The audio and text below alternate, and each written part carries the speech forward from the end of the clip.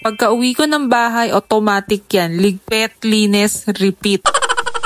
Alam nyo naman, pag may toddler sa bahay, good luck sa malinis na bahay na tumatagal ng more than 2 hours.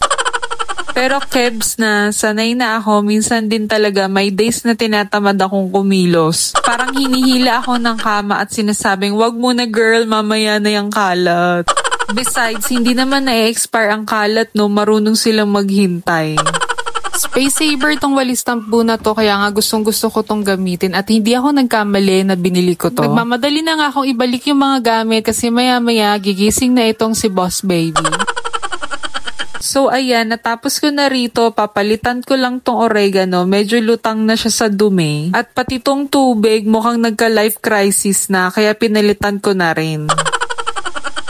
Buti na lang, fresh pa yung mga dahon, so ire-recycle ko na lang. Ilalagay ko to sa storage area kasi dun mahiling magtambay ang mga lamok eh. Na-realize ko rin na parang nababawasan sila kapag nilalagyan ko ng durog na oregano. O diba, DIY anti-lamok. Tapos ayun, napansin ko nga consistent si Mr. Sun today. Salamat naman, kaya dali-dali kong inilabas si sofa para mabilad. Lately kasi maulan, kaya alam mo na, amoy lumlum na siya. Di ko alam yung exact term pero gets mo na yun. That's it for today. Thanks for watching.